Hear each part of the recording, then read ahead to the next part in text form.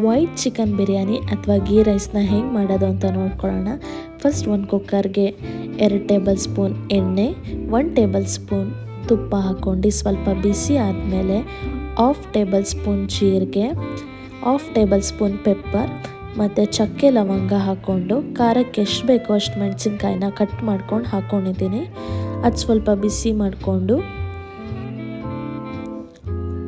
Cut ಮಾಡ್ಕೊಂಡಿರೋ ಈರುಳ್ಳಿನ ಹಾಕ್ತಾಯಿದ್ದೀನಿ.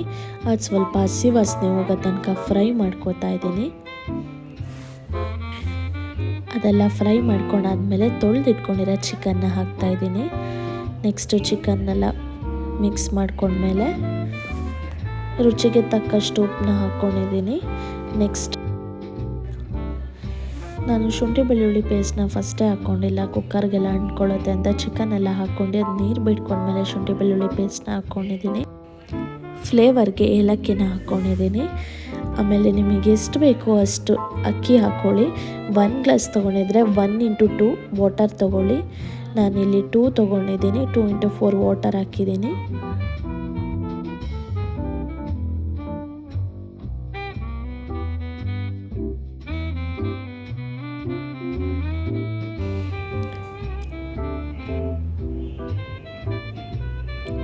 ಒಂದು ಸ್ಮಾಲ್ ಟೇಬಲ್ ಸ್ಪೂನಷ್ಟು ಗರಂ ಮಸಾಲ, ಕೊತ್ತಂಬರಿ ಮತ್ತು ಪುದೀನಾನ ಹಾಕ್ಕೊಂಡಿದ್ದೀನಿ.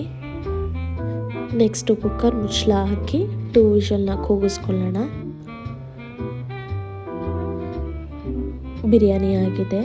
ತುಂಬ ಈಸಿ ಮತ್ತು ಟೇಸ್ಟಿ, ವೆರಿ ಕ್ವಿಕ್ಕಾಗಿ ಮಾಡ್ಬೋದು. ತುಂಬ ಲೆಸ್ ಇಂಗ್ರೀಡಿಯೆಂಟ್ಸ್, ತುಂಬ ಇಂಗ್ರೀಡಿಯೆಂಟ್ಸ್ ಏನು ಬೇಕಾಗಿಲ್ಲ.